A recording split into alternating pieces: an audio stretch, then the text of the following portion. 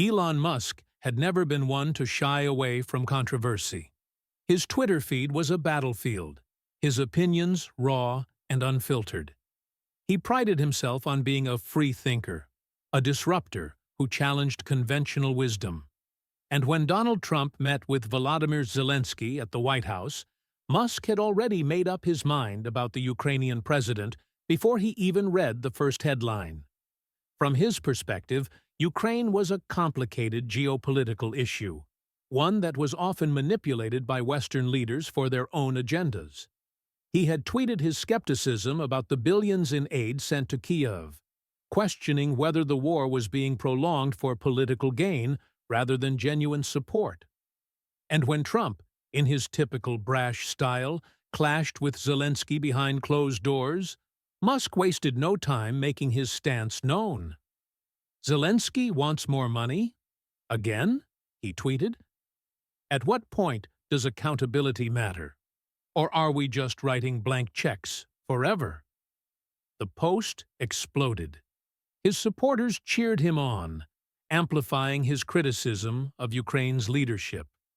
Some politicians seized the opportunity, calling on Musk to take a stronger stance against what they called corrupt foreign interests. Others accused him of spreading misinformation, of playing into Russian propaganda. But Musk didn't care. He had seen enough to form his own conclusions. Or so he thought. But then something happened that Elon Musk did not expect. A private message. Not from a political operative, not from a journalist trying to change his mind, but from Zelensky himself. The Ukrainian president had seen Musk's tweet, and instead of ignoring it or lashing out, he did something no one expected. He invited Musk to talk. "Elon, if you have time, I'd like to explain my side. No politics, just reality. Let's talk," the message read. Musk hesitated. He wasn't easily swayed, and he wasn't in the business of being lectured. But there was something about the simplicity of the request that intrigued him. It wasn't a plea for money, for weapons, or for public support. It was an offer to understand. And Musk, despite his stubbornness, was nothing if not curious. So he agreed. What was supposed to be a quick conversation turned into a long one. Zelensky spoke candidly, not like a politician trying to win favor, but like a man who had seen too much, lost too much, and was still standing only because he had no other choice.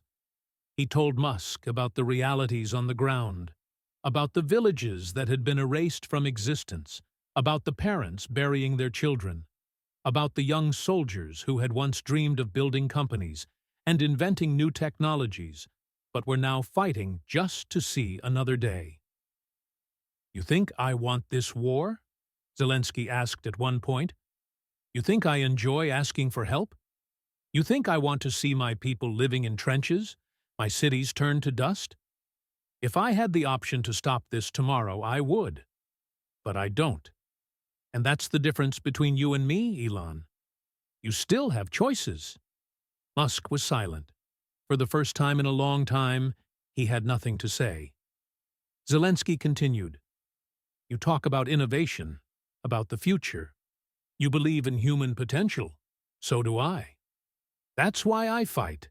Not because I want war, but because if I don't fight, there will be no future to build." Musk exhaled slowly.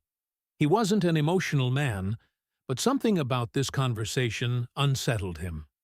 This wasn't the version of Zelensky he had seen in media soundbites. This wasn't the carefully curated leader begging for money. This was a man carrying the weight of a nation, trying to make sense of an impossible situation. By the time the conversation ended, Musk didn't know what to think. He had spent so much time convinced that he understood the big picture, that he was above the political games. But now he wasn't sure. Hours passed. He stared at his phone, scrolling through his own tweets, rereading his past comments. They felt different now, hollow, lacking depth, lacking context. And then, For the first time in years, Elon Musk did something that shocked the entire world. He admitted he was wrong. His next tweet was short, but it was enough to send the internet into a frenzy. "I spoke with Zelensky. I misjudged him. The situation is more complex than I thought. We need to rethink how we help Ukraine." The reaction was immediate. Some celebrated his open-mindedness, praising him for listening and evolving. Others accused him of caving to pressure, of being manipulated. But Musk didn't care. For once, this wasn't about winning an argument. It wasn't about being right. It was about doing what was right. And what came next was even more unexpected.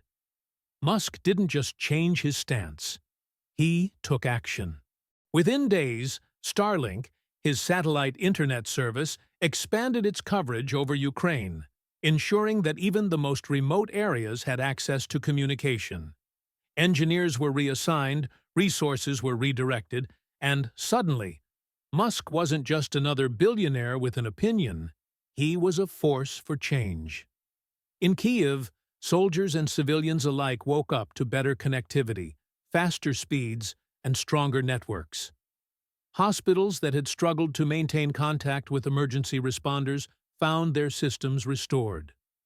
Journalists documenting the war no longer had to rely on unstable, hacked networks. And in Washington, in Moscow, in capitals across the world, leaders took notice. Trump, upon seeing Musk's reversal, was reportedly furious, dismissing it as another example of people getting too soft. Russian officials condemned it as Western interference. But for the people on the ground, the ones who mattered, Musk's change of heart meant everything. Reporters asked him why. Why did he change his mind? Why did he go from skepticism to support? His answer was simple. "I listened." And in an age where listening had become a lost art, that was enough to shift the narrative. Elon Musk had made mistakes before. He had taken bold stances, said things he later regretted, doubled down when he should have reconsidered. But this time, he did what so few in power ever do. He admitted he was wrong, and he did something about it. And that, more than any invention, any business venture, or any viral tweet, might be the most powerful thing he's ever done. Because sometimes, the hardest thing isn't building rockets or revolutionizing industries. Sometimes, the hardest thing is simply changing your mind.